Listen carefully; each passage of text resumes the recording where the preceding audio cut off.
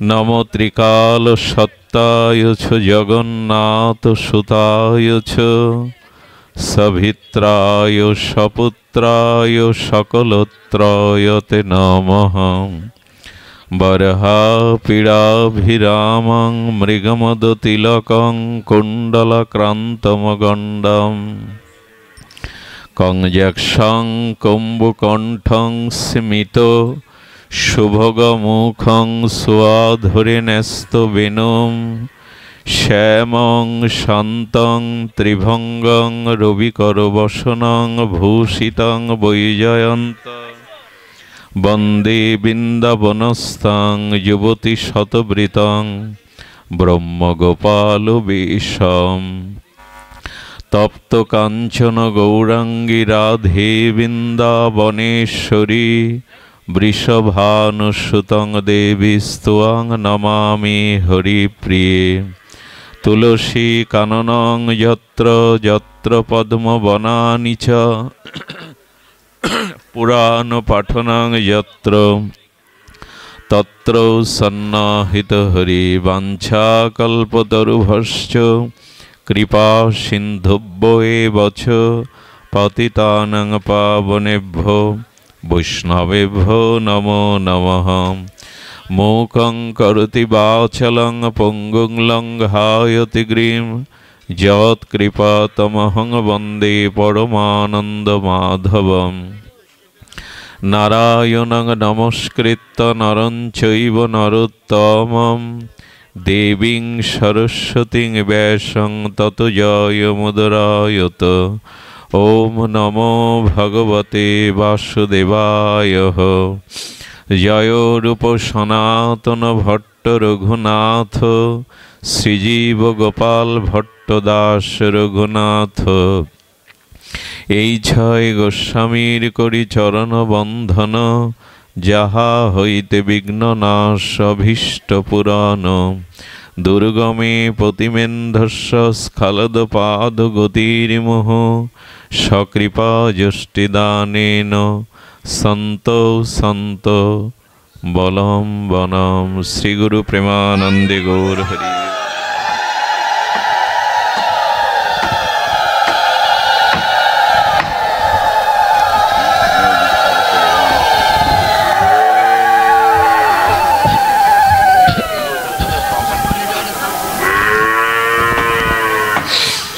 কলৈবং মাসমগম পার্থ নৈনত পর্যুর্যতে ক্ষুদ্র হৃদয়ং দুর্বলং ত্যক্ত তিষ্ঠ পরম তপ। কলিপাবন অবতার পরম প্রেমময় প্রেম পরতত্ত্ব সীমা রাধা মাধব মিলিত তনু পরম করুণা বরুণালয় শ্রী শ্রী শচীনন্দন নদিয়া বিহারী গৌরহরি পরম পাবন পতিত উদ্ধারণ পতিত তারণ চিন্তামণি দাতা শিরোমণি পরম দয়াল পরম কারণিক শ্রীনিতাই চাঁদের মহানুকম্পায় শ্রী শ্রী গান্ধার্বিকা গিরিধারীর অপর করুণায় বঙ্গবসুন্ধরার চমুর্দি গোপাল গৌর সেবাশ্রমে যে মহান মহতি ভক্তিযোগ্য ভাগবতীয় যজ্ঞ সুধা যজ্ঞ ৬৪ মহন্তের গৌর গোবিন্দ বৈষ্ণব ভোগ আরাধনা তৎসহ এই মহামাঙ্গলিক ভাগবতীয় অমৃত যজ্ঞে সুধা যজ্ঞে শুভারম্ভে প্রারম্ভে প্রথম দিবসীয় ভাগবত প্রবচনে সর্বপ্রথমে শ্রীগুরুপাদ পদ্মে পরার্ধ কোটি দণ্ডবত প্রণতি জ্ঞাপন পূর্বক আজকের এই ঋতুনাম কুসুমাকার বসন্তের এহেন বঙ্গবসুন্ধরার শস্য শ্যামলা সোনার বাংলায় আমাদের সকলের প্রিয় যিনি আমাদের সকলের বুকে যিনি আশার আলো জাগান আমাদের না বলা অব্যক্ত ভাষা সিংহ গর্জনে যার মুখে প্রচারিত হয়, আমাদের সনাতনী হিন্দুরা যার বাণীতে, যার দীপ্ত প্রচারে, যার দীপ্ত পদচারণায়, যার শ্রী গুরু শক্তি, সাধন শক্তি, ত্যাগ ভক্তির মহিমায় আপামর সকলের হৃদয়ে যিনি আসন করে নিয়েছেন,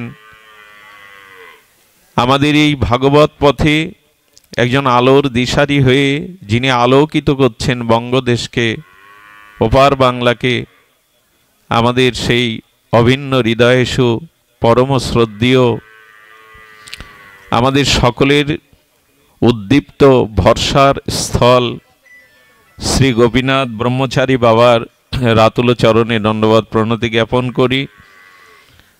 তারই হাতে গড়া, তারই শিলগুরু মহারাজের ইষ্টদেবের আশীর্বাদে এই ধূলিকণাতে যারা শুভ পদার্পণ করেছেন, অগণিত গৌড়ীয় বৈষ্ণব কুলতিলক, মহন্তজন, সাধুজন, ভক্তজন, সুধীজন, মান্যজন, শ্রদ্ধাশীলা দেবীমূর্তি কল্যাণিয়া মাতৃগণ, পাঠের শুভারম্ভে প্রারম্ভে বন্দনাপূর্বক সকল ভক্ত চরণে দণ্ডবত প্রণতি জ্ঞাপন করি। ভগবান বলছেন, ক্লৈবং মাসমগম পার্থ নৈনত পর্যুদ্যতে ক্ষুদ্র হৃদয়ং দুর্বলং তেক্ততিষ্ঠ পরম তপ। প্রথম অধ্যায়ে শ্রীমদ্ ভগবদ গীতাতে ভগবান একটি কথা উচ্চারণ করেননি। সম্মুখে তৃতীয় পাণ্ডব অর্জুনের কিং কর্তব্য বিমূঢ়তা, কার্পণ্য দোষ, তার কর্তব্যহীনতায় যখন অর্জুন বীর্যহীন হয়ে, সাহসহীন হয়ে, কর্তব্য বিমুখ হয়ে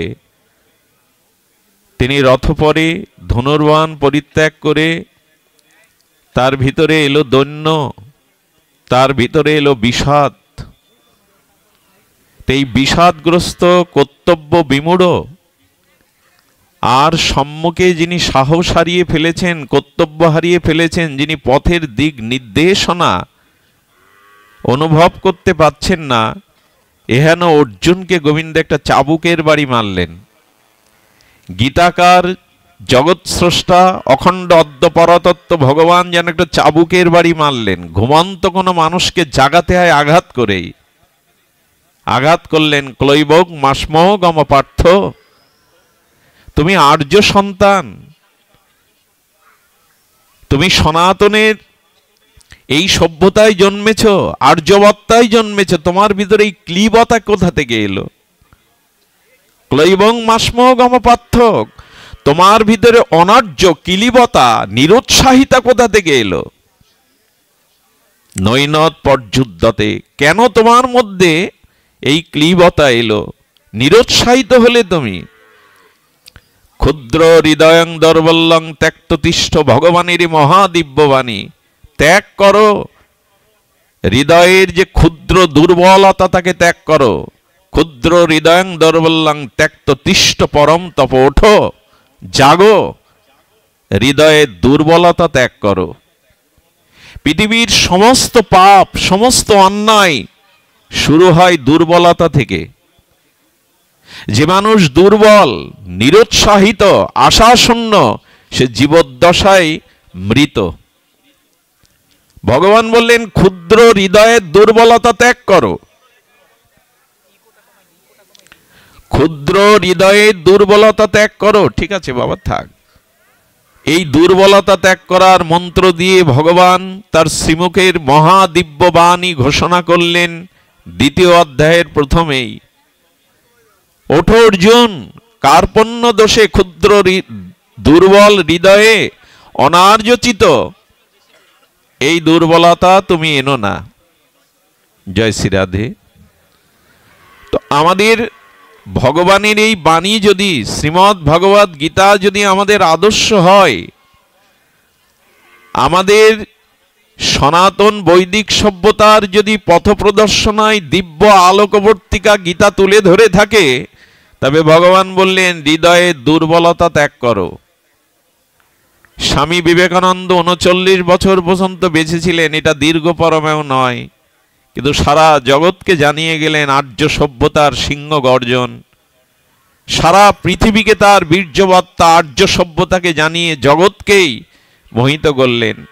জগৎগুরু শঙ্করাচার্য তিনি 32 বছরের পরমায়ু নিয়ে বৌদ্ধবাদের হাত থেকে বৈদিক সনাতন বেদকে রক্ষা করলেন, 4 ধামকে প্রতিষ্ঠা করলেন, বিজয় গৌরব উত্তোলন করলেন সেই বেদের মহাবাণী। ওং পূর্ণমদং পূর্ণমিদং পূর্ণাৎ পূর্ণমুদাচ্যতে পূর্ণস্য পূর্ণমাদায়া পূর্ণমেবাবশিষ্যতে। হে প্রভু, তুমি পূর্ণ, পূর্ণতর, পূর্ণতম, তোমার সবই পূর্ণ। সেই পূর্ণ থেকে যে আমরা এসেছি, আমরা কেন অপূর্ণ হব, আমরা কেন সংকীর্ণ হব?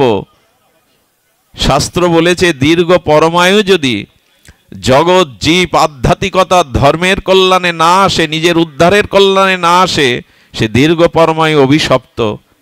অল্প দিন পরমায়ু পেয়েও যদি জগতের হিত করে যেতে পারো, মানুষের কল্যাণ করে যেতে পারো, ভগবানের মহাবাণী প্রচারে জীবকে উদ্বুদ্ধ করতে পারো, এই আত্মকল্যাণে পরমায়ু যদি সংক্ষিপ্ত হয়, সেটাই সফলতা।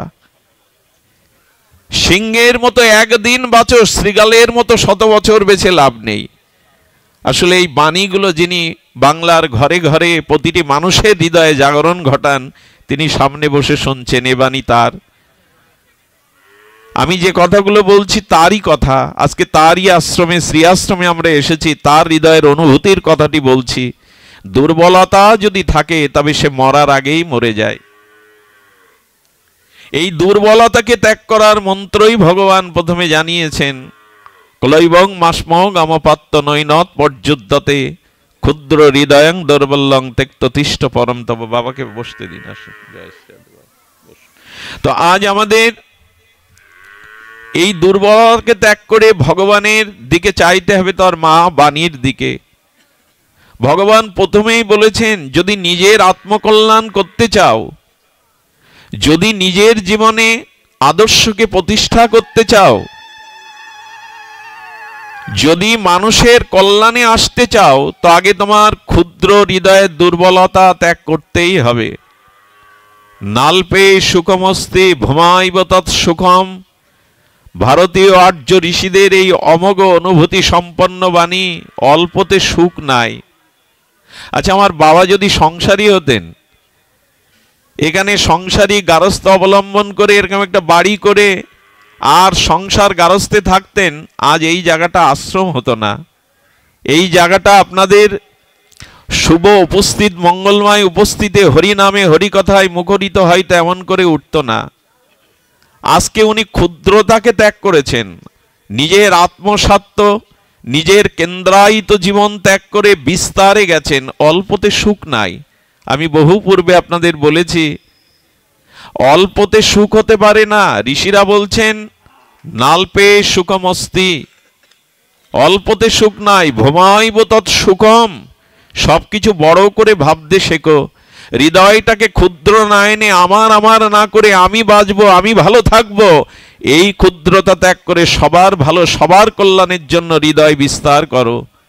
আরে রন্ধনশালার ধোঁয়া আটকে থাকলে ওটা ঝুলকালি হয়, বিভু অনন্ত আকাশে উড়ে গেলে মেঘ হয়ে বরিশন হয়ে ধরিত্রীকে শীতল করে, মৃত বৃক্ষকে উজ্জীবিত করে। বড় জায়গায় গেলে কালি ঝোলে হয় না, মেঘ হয়ে বৃষ্টি হয়। সমুদ্রের উত্তাল তরঙ্গায়িত তরঙ্গমালা ঢেউকে যদি মাটির ঘটে জলবদ্ধ করে রাখো, ওখানে তরঙ্গ থাকবে না, ওখানে ঢেউ থাকবে না। তেমনি যদি অল্পতে থাকো, আমার আমার করে বাঁচো, আমার আমার করে থাকো, আনন্দ পাবে না, তরঙ্গ থাকবে না। সমুদ্রের তীরে দেখুন উত্তাল তরঙ্গায়িত উর্মিমালায় নয়ন মনকে আনন্দ দেয়। ওই ঢেউ থেকে মৃত্তিকার ঘটে 1 ঘট জল তুলে নিন, তরঙ্গ থাকবে না, ঢেউ থাকবে না, কারণ অল্পের মধ্যে চলে এসেছে।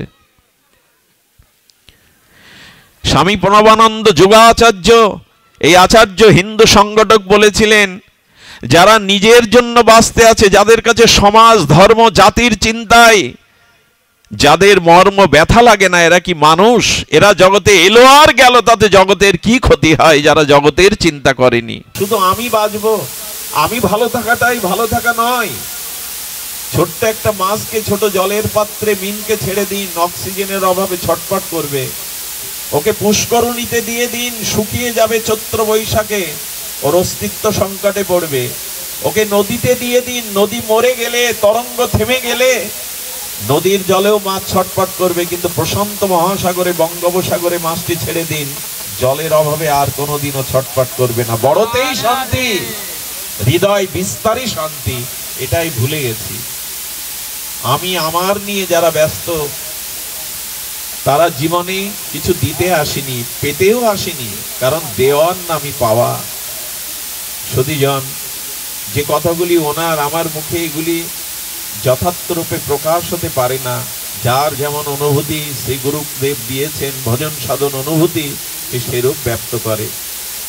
সুধী মণ্ডলে, আমি শুধু বলতে এসেছি এইটুকুই, আসুন আমরা আপন স্বার্থ চিন্তা পরিত্যাগ করে, আপনাদের মনে আছে সেই পঞ্চ পাণ্ডব মাত্র অঞ্চলের ধন, তার সন্তানকে সেদিন রাক্ষসের হাতে তুলে দিতে হবে তার খাদ্য হিসাবে। কুন্তী মা এগিয়ে এলেন, তার চোখের জল দেখে বললেন, মা তোমার সন্তান যাবে না, আমার 5টি সন্তান, তোমার একটি, আজ আমার সন্তানই যাবে ওই রাক্ষসের কাছে। ভীমকে পাঠিয়েছিলেন, সেদিন নিজের সন্তানকে অঞ্জলি দিয়েছিলেন, তোমার একটি সন্তান, আমার 5 জন, আমার একজন যাক। এই কথা ভাবতে পারি আজকে আমরা? কুন্তীর মতো এই সাধ্যি রমণী, তিনি একটি সন্তানকেই দিয়ে দিলেন। আমাদের ক্ষুদিরাম বসু, তাকে যখন বলা হলো তুমি একটু মিথ্যার আশ্রয় নাও, যে বোমাটা তুমি নিক্ষেপ করনি, বললেন গীতা আমাকে মিথ্যা বলতে শেখায়নি। ফাঁসির আদেশের 7 দিন আগে জেলার তার রুমে গেলেন, যার 7 দিন বাদে মৃত্যু, তার মুখের ছবি, তার মুখের জ্যোতি, তার তেজোদীপ্ত ভাব থেকে বললেন এটা হতে পারে না, তোমার মৃত্যু চিন্তা নেই, সামনে তোমার ফাঁসিতে ঝুলানো হবে, কিন্তু তোমার দেহে কেন চেক নাই, তোমার দেহে কেন জ্যোতি প্রকাশ হচ্ছে, মৃত্যু ভয় ডর তোমার নাই? ক্ষুদিরাম বলেছিলেন, শ্রীমদ্ ভগবত গীতা আমাকে শিখিয়েছে আমি মরি না, আমার মৃত্যু নেই। গীতায় মৃত্যু শব্দটা বলেনি। জয় শ্রীরাধে। দেহন্তার প্রাপ্তি বলেছেন, মৃত্যু শব্দ বলেনি। থাক বাবা, মৃত্যু শব্দ বলেনি। খোলস বদলানো, পোশাক বদলানো, গীতায় বারবার সে কথাই বলেছেন, অজর অমর চিন্ময় শাশ্বত সনাতন, তার মৃত্যু নেই, শুধু ঘর পরিবর্তন, পোশাক পরিবর্তন। বারবার তিনি বলেছেন যে গীতা আমাকে শিখিয়েছে আমার মৃত্যু নেই, আমি মৃত্যু ভয় করি না। ফাঁসির মঞ্চে যাওয়ার আগে কারো শেষ ইচ্ছা পূর্ণ করার জন্য সরকারের আইনের একটা বিধান আছে, তোমার শেষ ইচ্ছা কি? বলেন জেলার, আপনি পূর্ণ করতে পারবেন না আমার শেষ ইচ্ছা। বলে দেখো, সংবিধানে আছে ফাঁসির আসামির শেষ ইচ্ছা শুধু তার মৃত্যুদণ্ড মহকুক বাদে অন্য ইচ্ছা সরকার পূর্ণ করবে। বলেন যদি তা পারেন তবে আমাকে এই ইচ্ছা পূর্ণ করুন, ফাঁসির মঞ্চে কালো কাপড় আমার মাথায় থাকবে না, ফাঁসির রশিটা কোনো জল্লাদ নয়, আমি নিজেই ফাঁসির দড়িটা আমার গলায় আমি ঝুলাবো হাসি মুখে। এরকম প্রস্তাব পেয়ে জেলার অবাক হয়ে গেলেন, ব্রিটিশ সরকারকে জানালেন, বলেন আইনে আছে শেষ ইচ্ছা পূরণ করার। তার কাছে জানতে চাওয়া হয়েছিল এই জাতীয় ইচ্ছা তোমার কেন হলো, কি বলল জানেন? আহা, ক্ষুদিরাম বলতো, আমার মায়ের গর্ভ দিয়ে যে সন্তানগুলো আসতো তারা সব মৃত্যুবরণ করত ভূমিষ্ঠ হওয়ার পরে, তাই আমাকে জন্মের পরে এই গ্রাম বাংলার নিয়ম অনুযায়ী 1 কেজি খুদের দ্বারা মাসির কাছে মা আমাকে বিক্রি করেছিল যদি বেঁচে থাকি। 1 কেজি খুদের বিনিময়ে মা মাসির কাছে আমাকে বিক্রি করে, এই জন্য আমার নাম রাখে মাসি ক্ষুদেরাম। ছোটবেলায় অভাবের মাসির সংসারে কয়েকটা বকুল ফুলের মালা বিক্রি করে যা পেতাম তাই চলতো। মাসির বাড়িতে গীতাটা খুলে খুলে দেখতাম আমি, ওই ছিল আমার একমাত্র সাধনা। তার থেকেই আমি জীবন উৎসর্গ করার মন্ত্র পেয়েছি, ভগবানের কর্তব্য কর্মের মন্ত্র পেয়েছি। মালাগুলি নিয়ে যেতে গিয়ে গ্রামের এক রাধা মাধবের মন্দির দেখতাম, রাধা মাধবকে বলতাম, তোমার এ দেশ পরাধীন, তোমার দেশের মানুষ দুর্ভিক্ষ অনাহারে ধুকে মরছে, আমি এই মালা বিক্রি না করলে হাড়ি জ্বলবে না, মাসির মুখে অন্ন উঠবে না, তাই মালা পরাবার ইচ্ছা থাকলেও রাধা মাধব পরাতে পারলাম না। যদি কখনো সুদিন আসে তোমার কণ্ঠে ফুলের মালা পরাবো। ফাঁসির আসামির হয়ে সেই চিন্তা করছিল, ক্ষুদিরাম আমি তো মালা পরাতে পারলাম না, দেশমাতৃকার জন্য আমি জীবন উৎসর্গ করলাম। আর এই ইচ্ছা কেন ছিল জানেন? বলেন, মন্দিরে তুমি থাকো, এই দেহ মন্দিরেও তো তুমি আছো। ওই মন্দিরের থেকে দেহ মন্দির অনেক উন্নত। ইট কাঠ রাজমিস্ত্রির গড়া মন্দির, ওটা মিস্ত্রি দিয়ে করা হয়, আর এই দেহ মন্দির প্রভু তুমি গড়েছ। হে হৃদয় স্বামী অন্তর্যামী, তুমি তো আমার হৃদয়ে আছো। তাই দেশমাতৃকার জন্য ফাঁসির রশিটাকে মালা মনে করে আমার হৃদয়ে তোমাকেই শেষবারের মতো পরাবো আমি, এই আমার শেষ ইচ্ছা। একটা 18 বছরের ভারতীয় যুবক গীতার আদর্শে এই মন্ত্র নিলেন, আমার মৃত্যু নেই, আমি মরি না। ফাঁসির মঞ্চে হাসি মুখে নিজের দড়িটা নিজেই তুলে দিয়েছিলেন। আজ 18 বছরের যুবকদের এই প্রেরণা পান? কারা আসে ভাগবতে, কারা আসে যজ্ঞ অনুষ্ঠানে? যুবকরাই নাই। এক একটি গ্রামে যদি সনাতনী 20টা যুবক তারা ব্রহ্মচর্য সাহস বুকে নিয়ে আগলে থাকতো, প্রতিটি মাতৃজাতি, প্রতিটি মন্দির রক্ষা হতো। ইকো অত দিয়ে বারবার কেন হাত দিচ্ছ? জয় শ্রী রাধে। বোঝে না। শুধু ভক্তগণ শ্রবণ করুন, আজকে কালী মন্দির হচ্ছে, শিব মন্দির হচ্ছে, হরিচাঁদ ঠাকুরের মন্দির হচ্ছে, রাধা মাধবের মন্দির হচ্ছে, গৌড়ী মঠ হচ্ছে। স্বামীজি এই দুর্দশাগ্রস্ত যুবকদের দিকে তাকিয়ে অল্প বয়সেই তিনি বলেছিলেন তার শিক্ষক মাস্টার মশাইকে, স্যার যুবকদের অধঃপতনে আমি প্রাণে বাঁচি না, আমার ঘুম হয় না, যুব শক্তি যদি না জাগে ধর্মকে কে রক্ষা করবে? তাই সিদ্ধান্ত নিয়েছি আমি সন্ন্যাস নেব। নিজে ত্যাগ না করলে অন্যকে ত্যাগের মন্ত্র আমি জাগাতে পারবো না। সেদিন বিনোদ সাধু তার স্কুল পড়ুয়া শিক্ষককে এই হৃদয়ের জ্বালা নিবেদন করেছিলেন, আমি ঘুম হয় না, আমি জ্বলছি। যুবকদের কি দুরবস্থা, তারা নৈতিক চরিত্র, তারা আদর্শ হারিয়ে বিপদগামী হচ্ছে, আমরা তাদের আলোর পথ, আশার পথ দেখাতে পাচ্ছি না। আপনি আশীর্বাদ করুন। গম্ভীরানাথের কাছে দীক্ষা নিয়ে এই বিনোদ সাধু স্বামী প্রভানন্দ নামে হিন্দু সংগঠনের জন্যই এমন করে ভেবেছিলেন। তিনি বলেছিলেন কালী মন্দির, শিব মন্দির, কৃষ্ণ মন্দির হোক, হরিচাঁদ ঠাকুরের মন্দির হোক, কিন্তু হিন্দু জাতির মধ্যে প্রত্যেকটা গ্রামে আরেকটি মন্দির হোক, যে মন্দিরের নাম হবে মিলন মন্দির। সেখানে অন্য কোনো বিগ্রহ থাকবে না, শুধু বৈদিক মন্ত্র, গীতার মন্ত্র থাকবে। কারণ বেদের মন্ত্র, শ্রী গীতার মহাবাণী কোনো সম্প্রদায়কে বিভাজন করেনি, এটা সার্বভৌম বাণী। গীতার মন্ত্র ওঙ্কার বেদধ্বনি থাকবে সেই মন্দিরে। এই মন্দিরের কাজ হবে নিজের জাতির সমস্যা, পাড়া প্রতিবেশীর সমস্যা, হিন্দু জাতির সমস্যাটা অন্যের কাছে না গিয়ে এই মিলন মন্দিরে এসে মীমাংসা করা, নিজেদের সুখ দুঃখ ভাগাভাগি করে নেওয়া। আজকে সব মন্দির আছে সনাতন হিন্দুদের, শুধু মিলন মন্দির নাই। শুধু মিলনের মন্দিরটা নাই, যে আমাদের সমস্যাগুলো আমরা এক জায়গায় বসে বিবেচনা করব। আমাদের এই মিলন আছে। একটি ফুলে কখনো মালা হয় না, বহুগুলো ফুল একটি সুতাতে গ্রথিত হয়েই তবে পুষ্পমালা হয়।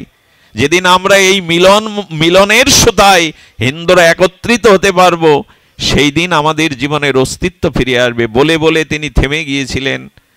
প্রণব মঠ প্রতিষ্ঠা করেছিলেন এই বঙ্গদেশে। তিনি জাগিয়েছিলেন তুমি আর্য সন্তান।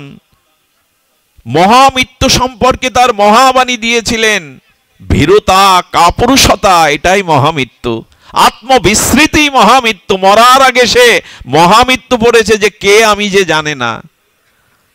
নৈনং সিদ্ধান্তে নৈনং দহতি পাবক ন ক্লেদান্ত শোষিত মারুত। এই বাণী কি মনে রেখেছে আমরা? উত্তিষ্ঠিত জাগ্রত প্রাপ্য বরানন, ওঠো জাগো, না মনে রাখিনি।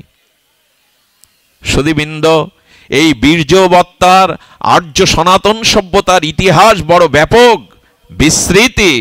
কিন্তু আজ কোথায় আমরা? আজ আমরা কোথায়? আমি যদি সমাজের, জাতির জন্য না ভাবলাম, শুধু নিজের পরিবার, নিজের স্বার্থ নিয়েই কাটালাম, তবে এই জীবন সার্থক হতে পারে না। এই ক্ষুদ্র দুর্বলতার বেঁচে থাকার নামই মৃত্যুর নামান্তর। তাই বলেছিলেন আসো যদি পারো।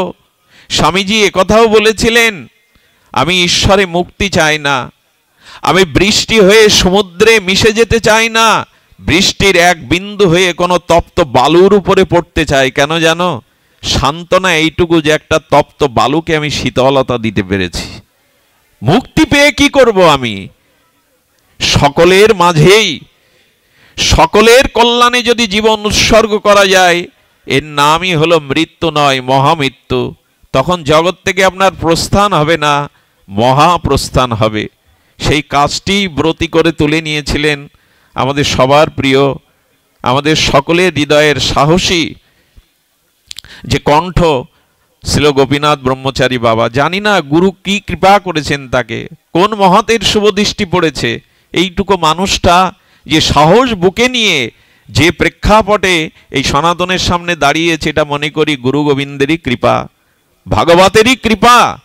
এই জন্য অনুরোধ করব, বিভেদ করা সহজ, দলাদলি করা সহজ, এগুলো যে কেউ পারে। সমালোচনা করা সহজ, কিন্তু বিচার করে মিলন ঘটানো, একত্রিত হওয়া, জাতি ধর্মের জন্য কিছু করা, এটা মুখে বলার কাজ না।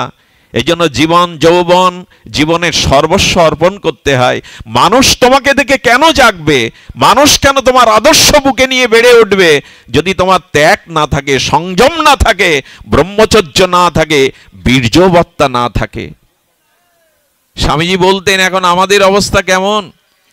এক সিংহী, তাকে তীর বিদ্ধ করে শিকারী যখন গুলি করেছে, সিংহীটা গর্বিণী ছিল। দৌড়াতে দৌড়াতে মেষ ভেড়ার পালের মধ্যে সিংহী প্রসব করেছে। সিংহীর বৎস বা বাচ্চা প্রসব করে সিংহী মারা গেল। জন্মালো কোথায়? ভেড়ার দলের মধ্যে। ওই জন্মের পরেই তার মায়ের দুধ পায়নি ওই সিংহীর বাচ্চাটা, ভেড়ার দুধে ওইখানেই ওদের সাথে চলতে চলতে ওদের অভ্যস্ত সংস্কারে ও ঘাস খেতে খেতে বড় হয়েছে। সিংহ ঘাস খায় কখনো? ওদের খেতে খেতে যখন একটু বড় হয়েছে, ও আর সিংহ গর্জন ভুলে গেছে, ও মেষের মতো ম্যাও ম্যাও করে ডাকে। অনেক দিন পরে তার স্বজাতীয় একটি সিংহ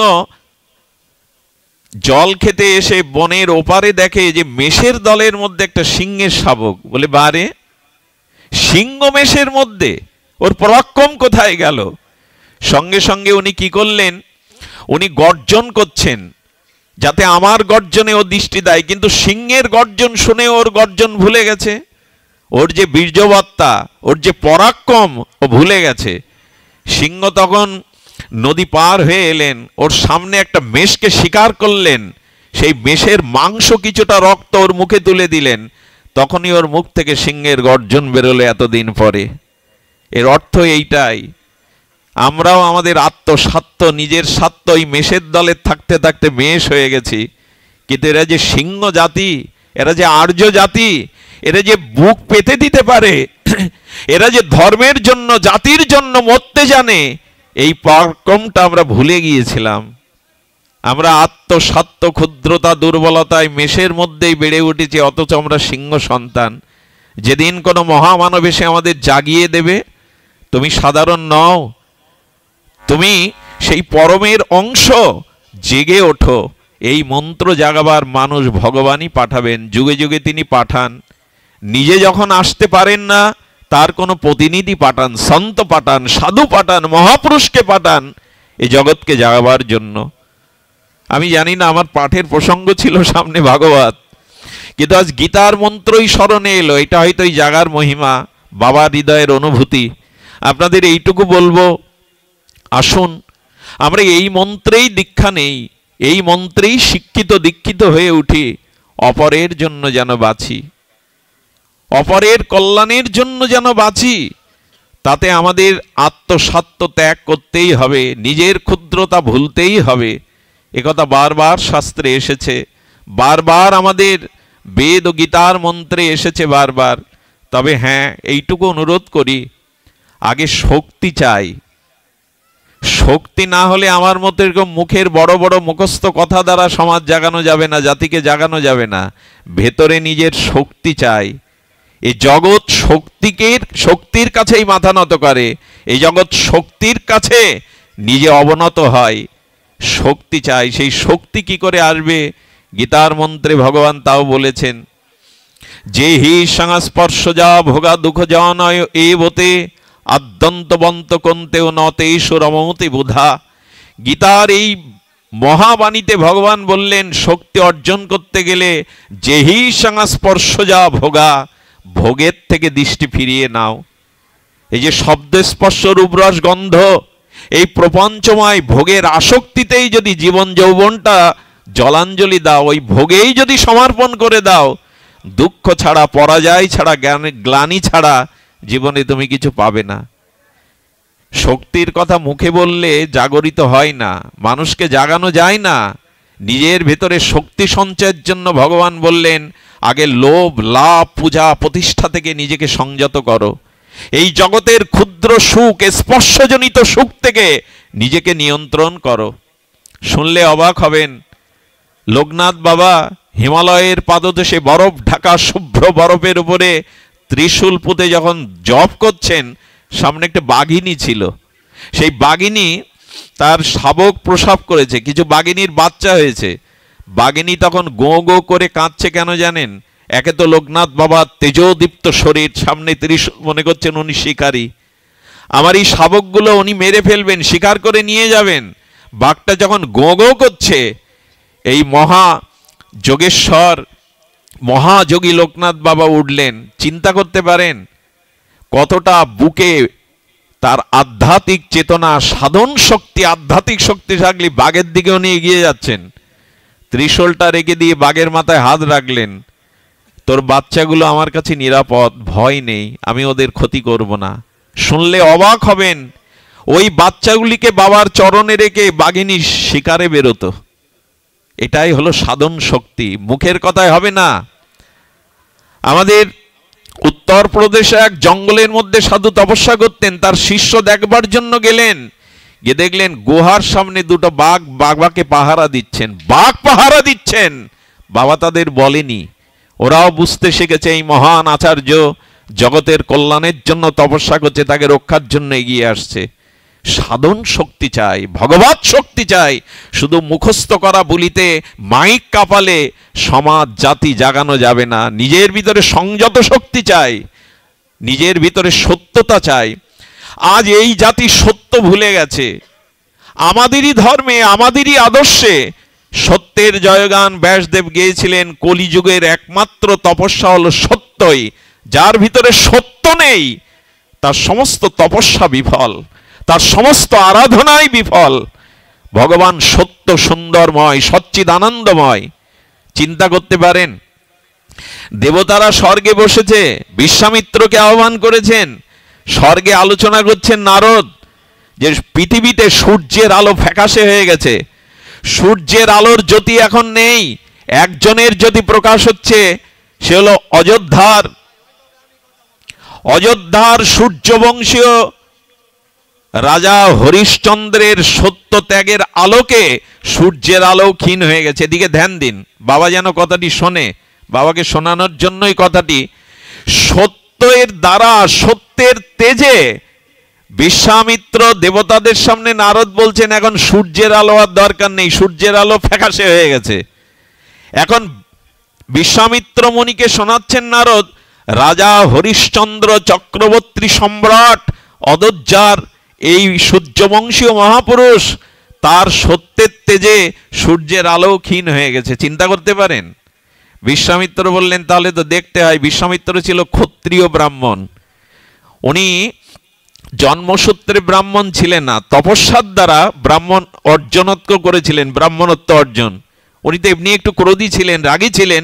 বিশ্বামিত্র বললেন, নারদ, স্বর্গে বসেও কথা আমি মানব না, আমি পরীক্ষা করতে চাই তোমার হরিশ্চন্দ্র কতটা তেজদীপ্ত, সত্যের অধীশ্বর। এলেন, ব্রাহ্মণ বেশ ধরলেন, ঘটনা জানা, তবু যেটুকু স্মরণ করা যোগ্য, সত্যই এই ধর্মের তপস্যা, সত্যই মানুষকে শক্তি দিতে পারে, সত্যই মানুষকে অমরত্ব দিতে পারে, সত্যই মানুষকে নির্ভীক করতে পারে, সত্যই ভগবানের চরণে ভক্তকে স্থান করে দিতে পারে। যেখানে সত্য নেই সেখানে তপস্যা নেই, সেখানে ভগবান নেই, সেখানে কল্যাণ নেই। সত্য যেখানে, তার উপরেই সব দাঁড়িয়ে। বিশ্বামিত্র ব্রাহ্মণের রূপ ধরলেন, বলে, রাজা দান দাও। কি চাই? ব্রাহ্মণ, হে মহামানব এসেছেন দুয়ারে, কি চাই? বলেন, যা চাবো প্রতিজ্ঞা করতে হবে, আমাকে দেবে। বললেন প্রতিজ্ঞা করছি, আপনি বলুন কি চাই। বললেন তোমার রাজ্যটাই আমাকে দিয়ে দাও। তথাস্থ বলে দিলেন মুহূর্তেই। গল্প নয়, কাহিনী নয়, ভুলে গেছি আমরা হরিশ্চন্দ্রের সত্যের মহিমা। রাজ্য দিয়ে দেওয়ার পরে বললেন রাজ্য দিলে তার দক্ষিণা দিতে হয়, রাজকোষ এখন আমার, ওর থেকে তুমি দক্ষিণা দিতে পারবে না, দক্ষিণা ছাড়া দান হয় না। বললেন 1 মাস সময় দিন, 1 মাসের মধ্যেই আমি এর অংশের দক্ষিণা আপনার হাতে অর্পণ করব। বললেন রাজপ্রাসাদ ছেড়ে দাও। সব ছেড়ে দিয়ে শৈবা স্ত্রীকে নিয়ে আর রোহিতকে নিয়ে পথে বেরোলেন। সমগ্র অযোধ্যাবাসী দেখছে, এই দেখো, এই দেখো আমাদের রাজ্য কৃষ্টি সত্য রক্ষার জন্য আজ রাজা রানীকে নিয়ে রাজপথে নেমেছেন। সব হাই হাই করছে, সকলে স্তুতি করছে, সকলে প্রণাম করছে চোখের জলে। যে রানীকে বছরে একবার আমরা দেখতাম শোভাযাত্রায়, এক কাপড়ে রানী বেরিয়েছেন, রোহিতাশ্ব বেরিয়েছেন তার রাজপুত্র। ঘুরতে ঘুরতে ঘুরতে কাশীতে এলেন। দক্ষিণাস্বদের আর 1 দিন বাকি। বিশ্বামিত্র আবার এসে হাজির হলেন ব্রাহ্মণ রূপে। দক্ষিণা 1 দিন বাকি আছে, ধৈর্য ধরুন, আমি দক্ষিণা শোধ করবার প্রয়াস করছি, আমি সত্য রক্ষার জন্য দৃঢ় প্রতিজ্ঞ। কি করেছিলেন জানেন? সব থেকে প্রাচীন শহর মুক্তিতীর্থ বারাণসী কাশীতে গিয়ে, তখন দাস প্রথা ছিল, দাস দাসী বিক্রি হতো। এখন যেমন গ্রাম বাংলায় জন বিক্রি হয়, 1 মাসের ধান কাটা জন এক জায়গায় বসে, তারা তাদের অস্ত্র নিয়ে, কুদাল নিয়ে বা কাছি নিয়ে বসে, ঝুড়ি নিয়ে। সেদিন ভারত সূর্যবংশীয় চক্রবর্তী সম্রাট রাজা হরিশ্চন্দ্র নিজের স্ত্রী পুত্র নিয়ে বিক্রি হওয়ার জন্য দাসীদের কাছে গিয়ে বসলেন, যেখানে দাস প্রথায় বিক্রি হয়। একথা মুখে বলছি, আপনারাও বসে শুনছেন, ভাবতে পারেন। চক্রবর্তী সম্রাট রাজা হরিশ্চন্দ্র, লোক এসে দেখছে লোকটা চেহারা ভালো, রমণী সুন্দরী বসেছে, এরা কি দাসী রূপে বিক্রি হবে? বিশ্বামিত্র বললেন বিক্রি আর হবে কি, নিজেই একজন গৃহস্থের রূপ ধরে এসে বলছেন, দেখো তোমাদের দুজনকে কিনতে পারবো না, এই রমণীকে কিনবো, কারণ আমার স্ত্রী অসুস্থ, সামনে 1 মাস যজ্ঞ, তার সহায়তার জন্য একজন সেবিকা লাগবে, ওকে বিক্রি করো। স্ত্রীকে বিক্রি করে দিলেন। স্ত্রী যখন হরিশ্চন্দ্রকে প্রণাম করে যাচ্ছেন, এই অর্থে আপনি ঋণ মুক্ত হন, আপনি দক্ষিণা দিন। রোহিতাস তার মায়ের আঁচল ধরে কাঁদছে, মা তোমাকে ছাড়া আমি থাকতে পারবো না, তুমি আমাকে নিয়ে যাও যেখানে যাচ্ছ। বলেন দেখো তোমার এই ছেলে কিন্তু আমি নিতে পারবো না, আমার যজ্ঞের কাজ, বাচ্চা কাচ্চা ওখানে চলবে না, ওকে ছেড়ে যেতে হবে। বলেন আমি যে খাদ্য পাবো তাই দিয়েই ওকে বাঁচিয়ে রাখবো, কৃপা করুন, ও মা ছাড়া থাকতে পারবে না। আজ মা রোহিত মিলে গেলেন সেখানে, ওইখানে নিজেকে বিক্রি করবার জন্য হরিশ্চন্দ্র বসে রইলেন। সন্ধ্যা হব আজই দক্ষিণা দেওয়ার শেষ দিন। আবার ব্রাহ্মণ বেশে আসলেন বিশ্বামিত্র, সত্যের পরীক্ষা নিচ্ছেন তিনি। এসে বললেন দেখো আমার একটি শ্মশান আছে, দশমেধ ঘাটের শ্মশান আছে এই কাশীতেই, তুমি চণ্ডাল রূপে রক্ষক হয়ে কি বিক্রি হবে? ভাবছেন চক্রবর্তী সম্রাট রাজা হরিশ্চন্দ্র শ্মশানের চণ্ডালের জন্য নিজেকে বিক্রি করে দক্ষিণা দিয়ে দিলেন। গিয়ে দেখছে লাশ পচা, চারিদিকে শগুনের রাগ, শৃগাল কুকুর, স্খলিত গলিত রাস, চারিদিকে লাশের গন্ধ। রাজা হয়ে লাঠি নিয়ে দাঁড়ালেন, সেই লাশগুলো পোড়ায় আর ওর মধ্যেই পড়ে থাকে শ্মশানে। বললেন খাওয়ার ব্যবস্থা কি জানেন? ওখানে যে পিণ্ড দেয় ওতে কিছু আটা চাল কলা বেঁচে যায়, তাই খেয়ে জীবন ধারণ করছেন চক্রবর্তী সম্রাট রাজা হরিশ্চন্দ্র। কিসের জন্য জানেন? সত্যকে ধরে রাখবার জন্য। এই হলো সনাতন, এই হলো আর্য জাতির ইতিহাস। উনি ওইখানেই পড়ে থাকলেন, আর তার শরীর চণ্ডালের মতোই হয়ে গেল, রৌদ্র পুড়ে তাপে আগুনে দাঁড়িয়ে হয়ে গেল। ওই যা কিছু পাই সত্য রক্ষার জন্য লাঠি হাতে দাঁড়িয়ে থাকে, আমরা কল্পনাও করতে পারবো না। কেউ ভাববেন না আমি উপন্যাসের গল্প শোনাচ্ছি আপনাদের। রামচন্দ্রের পূর্বপুরুষ রাজা হরিশ্চন্দ্রের ইতিহাস এটা, আজ আমরা ভুলে গেছি। ওই চণ্ডাল হয়ে দাঁড়িয়ে উনি কর্তব্য পালন করছেন। ঘটে গেল ওনার স্ত্রী, উনি যখন যজ্ঞের জন্য রোহিতাসকে বললেন রোহিত যা তো বাবা, ফুলের বাগান কিছু ফুল তুলে নিয়ে আয়। রোহিতাস ফুলের বাগানে গিয়ে ফুল তুলতে গিয়ে যেটা ঘটেছিল আপনারা জানেন, বিষাক্ত কাল সর্প দংশনে ওইখানে দংশিত হয়ে বিষে ছটপট করছে। আর একটি কথা, আমার মাকে বলো, আমার মাকে জানিয়ে দাও, আমাকে সর্প আঘাত করেছে, আমার মাকে জানিয়ে দাও। মা ছিল কাজে, কেউ তাকে সংবাদ দেয়নি। অনেকক্ষণ পর রোহিত না ফেরায় এই কাঙালিনী মা এসে দেখলেন ধুলায় ধূসারিত লোহিতের লাশ। কি করবেন? চিৎকার করে কাঁদছেন, ওরে তোকে নূতন কাপড় নিয়ে, নূতন বস্ত্র দিয়ে শ্মশানে নিয়ে যাওয়ার আমার সামর্থ্য নাই। কোন পরীক্ষা নিচ্ছ প্রভু? নিজের কাপড় আর্ধেক কেটে তাকে ঢেকে নিলেন, নিয়ে শ্মশানে নিয়ে গেছেন কাঁধে করে।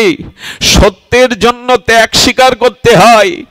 মানুষের কল্যাণ করতে গেলে, জাতি ধর্মের কল্যাণ করতে গেলে সত্য চাই, ত্যাগ চাই। নিয়ে গেলেন শ্মশানে। সন্ধ্যার আধারে ওইখানে নিয়ে গিয়ে কাঁদছেন, কে গো আছে ও শ্মশানদারি, আমার ছেলেকে দাহ করার ব্যবস্থা করো। যখন আধার আলোতে এসে হরিশ্চন্দ্র দাঁড়ালেন, এই মানুষটার কান্না দেখলেন। বলছেন কে? বলে আমার একমাত্র পুত্র চলে গেছে। বলে এখানে একটি নিয়ম আছে, কড়ি না দিলে তো আমি পড়াতে পারবো না, আমি আজ্ঞাবাহী কর্মচারী। কি করলেন জানেন? কড়ি নাই, আমি ভিক্ষাও যেতে পারবো না, এখন রাত হয়ে গেছে। কাপড়ের আরাধ্যেকটা ছিঁড়ে বললেন এই বস্ত্রটা দক্ষিণা রূপে আমার ছেলেকে দাহ করার ব্যবস্থা করুন। যখনই বিদ্যুৎ চমকালো, দেখছেন তার একমাত্র রোহিত পড়ে আছে মায়ের কোলে। রোহিত বাবা, তুই চলে গেলি, আর কত পরীক্ষা নিতে হবে, আর কত পরীক্ষা নেবে তুমি? নিজের ছেলেকে চিতায় তুলে আগুন দেওয়ার আগে নিজের স্ত্রীকে বলছেন শৈবাকে, এসো এসো, আজ একই চিতাতেই তিনজন পুড়ে যায় আর জগৎকে জানিয়ে যায় আমি সত্য রক্ষার জন্য সর্বস্ব ত্যাগ করতে পারি। এসো, আজ একই চিতাতে সত্যের জন্য আমরা এমনি করেই জ্বলব। চিতায় আগুন যখন লাগাবে তখনই বিশ্বামিত্র স্বরূপে এলেন। বিশ্বামিত্রের মতো কঠিন এই ঋষির চোখেও জল ভরে গেছে। রাজা, সূর্যবংশীয় হয়ে এত সত্যের তোমার দৃঢ়তা। মাথা নত করে বললেন, আশীর্বাদ করছি, পৃথিবীর ইতিহাসে তোমার এই সত্য সন্নাক্ষরে লিখিত হবে। আর্য সনাতন জাতি এই সত্য, এই ত্যাগ চিরদিন মনে রাখবে।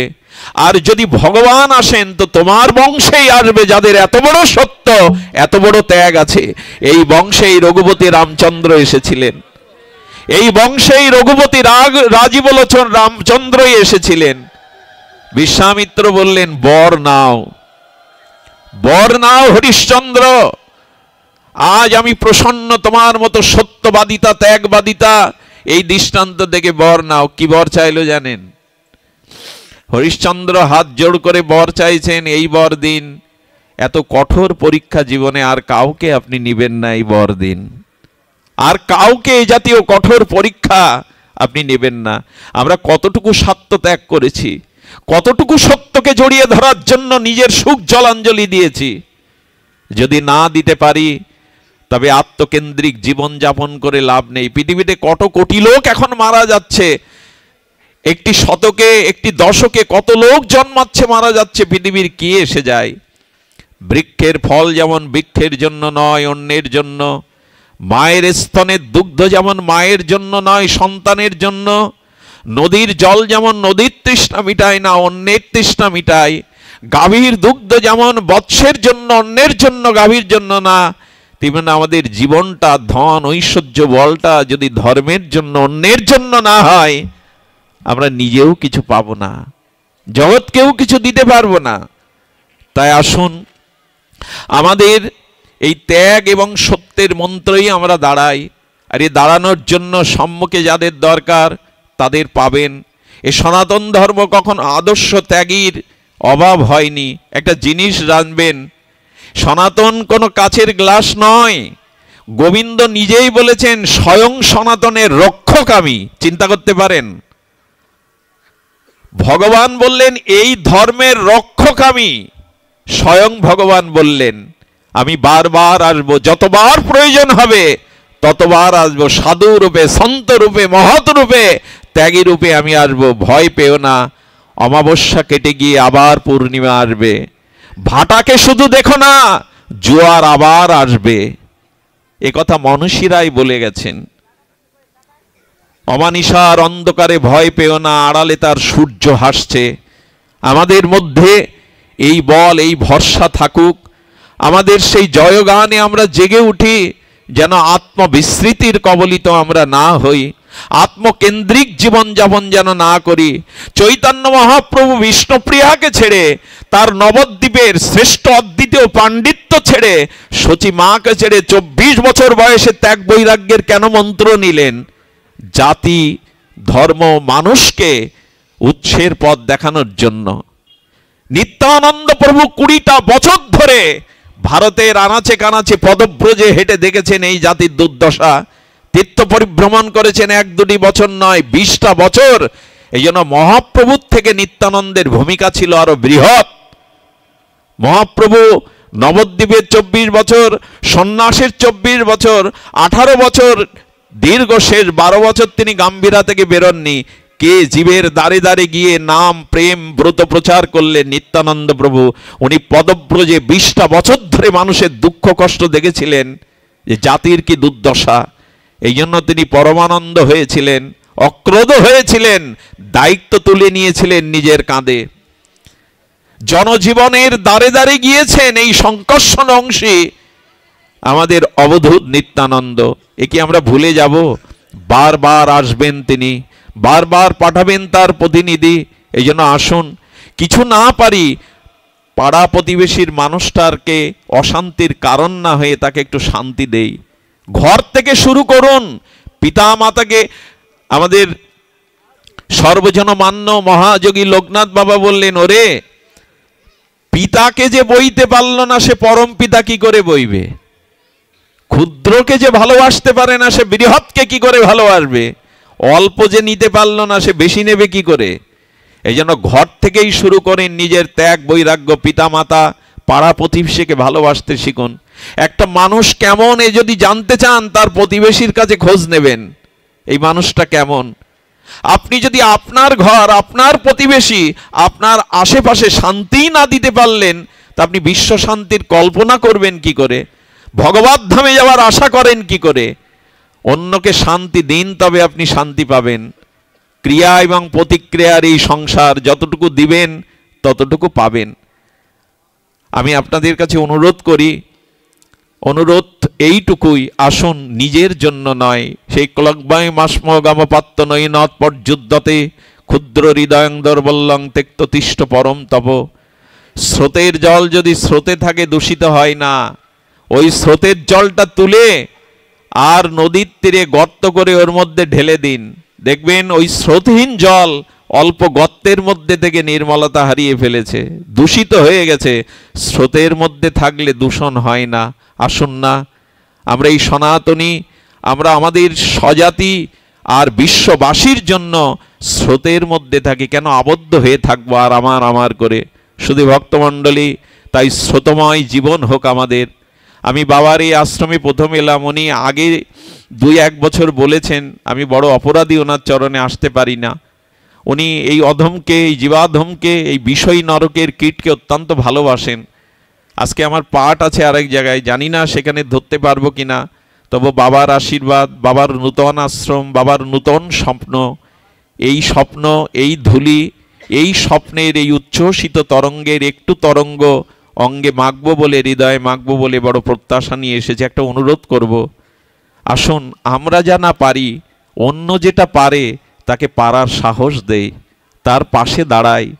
এই যে 4টি খুঁটির দ্বারা এই বেদিটা, ব্যাসপীঠের বেদিটা তৈরি হয়েছে, একটা খুঁটি ভেঙে পড়ুক, দেখবেন এটা কাত হয়ে পড়বে, সামঞ্জস্য থাকবে না। তাই আসুন এই মানুষটাকে সামনে পেয়ে আমরা পাশে দাঁড়াই।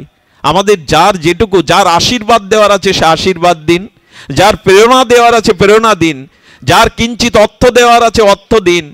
একটা আশ্রম মানেই এখানে আরো মানুষ উজ্জীবিত হবে, ভগবানের ভোগ রাগ ভজন কীর্তন এই চরিত্র গঠন হবে। বাবা একটু আসুন, কিছু বলবেন না? আচ্ছা বাবা, জয় রাধে। তো আসুন আমরা এই আশ্রমের কল্যাণকামী উত্তর উত্তর শ্রীবৃদ্ধি কামনা করে এই ভাঙা, ফরিদপুর, মকসেদপুর এই অঞ্চলের সমস্ত ট্যাকেরহাট যা আশেপাশে আছে সবার শুভাগমনকে স্বাগত জানাই। এই অনুষ্ঠানের সাফল্য কামনা করি এবং আপনাদের মঙ্গল কামনা করে সর্বাঙ্গীন এই জীবাধমের জন্য আপনাদের চরণ ধুলি প্রার্থনা করে আজকে এইটুকুই একটা দক্ষিণা চাইবো আপনাদের কাছে। প্রায় আমি এখন একটু দক্ষিণা চাইছি না, আমি হাত পেতে অর্থের দক্ষিণা চাইবো না, আপনাদের কাছে চাইছি কাল থেকে একমালা করে হরিনাম জপ করুন, কাল থেকে একবার করে পিতামাতার চরণে প্রণাম করুন, কালকের থেকে অন্তত একবার পিতামাতার চরণে প্রণাম করুন। এই হলো ভাগবতের দক্ষিণা। আর সাধুগুরু বৈষ্ণব সঙ্গে হরি কথাতেই জীবন অতিবাহিত করুন। এই প্রার্থনা করে আপনাদের সর্বাঙ্গীন মঙ্গল কামনা করে আমার দুটি কথা আমি এখানেই বিশ্রাম রাখছি। আপনাদের সকলের জন্য বাবা প্রসাদের ব্যবস্থা করেছেন।